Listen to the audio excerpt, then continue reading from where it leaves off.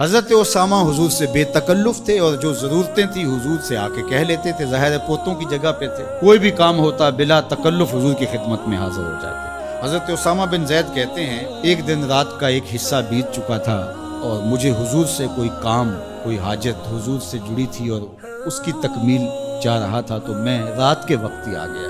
ظاہر ہے کہیں جانا ہو تو بندہ سوچتا ہے، لیکن جہاں اتنی بے تکلفی ہو وہاں کہتا ہے چلو میں چلا جاتا ہوں، تو وہ حضور کی خدمت میں حاضر۔ تو آقا کریم تشریف لے اللہ اکبر۔ حضور علیہ السلام نے ایسے ہی چادر لپیٹی تھی اور حضور کے اطراف میں ابھار تھے، لیکن مجھے نہیں پتا تھا کہ اندر کیا ہے، تو میں نے حضور سے حاجت کہی، حضور نے میری حاجت پوری کر۔ فلما فرغت من حاجتی، جب میں اپنی حاجت سے فارغ ہو گیا، جو میرا کام تھا وہ ہو گیا، تو پھر میں نے یہ سوال کر ہی لیا، قلت ما ھذا الذی انت مشتمل علیہ، میں نے کہا حضور یہ کیا ہے جس کے اوپر آپ نے چادر ڈال کر ڈھانپا ہوا ہے؟ فکشفہ، تو حضور نے کچھ بتانے کی بجائے چادر ہی کھول دی۔ جب چادر کھلی تو منظر صاف تھا۔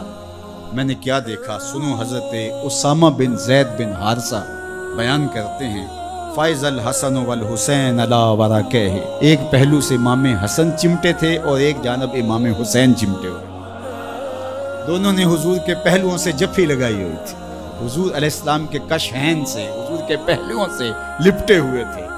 اللہ اکبر، ظالموں تم نے تیر حضور کے پہلوؤں پہ مارا ہے، حضور کے پہلوؤں سے یہ شہزادے لپٹے ہوئے ہیں۔ اور پھر آقا کریم نے کیا کہا؟ فقال ھذان ابنایا، فرمایا یہ دونوں میرے بیٹے ہیں، و ابناؤ ابنتی، اور میری بیٹی کے بیٹے ہیں۔ اللہم انی احبہما، اے اللہ میں ان سے پیار کرتا ہوں، فاحبہما، تو ان سے پیار کر، فاحب من یحبہما، اور جو ان دونوں سے پیار کرے مالک اس سے بھی پیار کر۔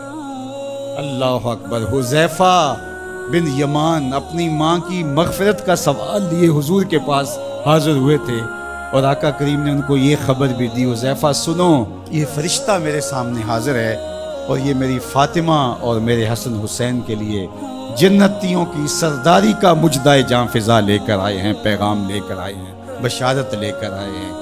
یہ خاندان عالی مرتبت خاندان، کبھی حضور ان کو چادر میں سمیٹ لیتے ہیں، کبھی مباہلے کی آیت کا مصداق یہ قرار پاتے ہیں اور فرماتے ہیں اللہم ہؤلاء اہل بیتی، یہ ہیں میرے اہل بیت، اور کبھی آقا کریم علیہ السلام کندھوں پہ سوار کرتے ہیں، کبھی حضور کی پشت پہ سواری ہوتی ہے، اور کبھی حضور بشارتیں دیتے ہیں کہ لوگوں کو بتا دو کہ یہ میرے فرزند، یہ عالی مرتبت شہزادے جنتی جوانوں کے سردار ہیں اور میری شہزادی جنتی خواتین کی سردار۔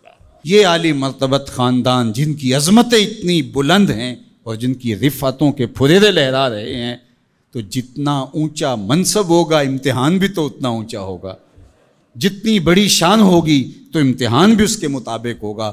پھر 10 محرم کو جو امتحان ان شہزادوں نے دیا اور ثابت کیا کہ ہم سرداران جو جنت ہیں وہ ایسے ہی نہیں بن گئے، کیسے کڑے امتحان سے گزر کر کے ہم اس مرتبہ رفیع کے اپنے آپ کو حقدار بتا رہے ہیں۔ کوئی یہ نہ کہے کہ پیغمبر نے اپنے نواسے جان کے ایسے ہی بشارت دے دی تھی اور یہ عظمت ان کو حاصل ہو گئی تھی، ورنہ ان کے اندر کیا رکھا تھا۔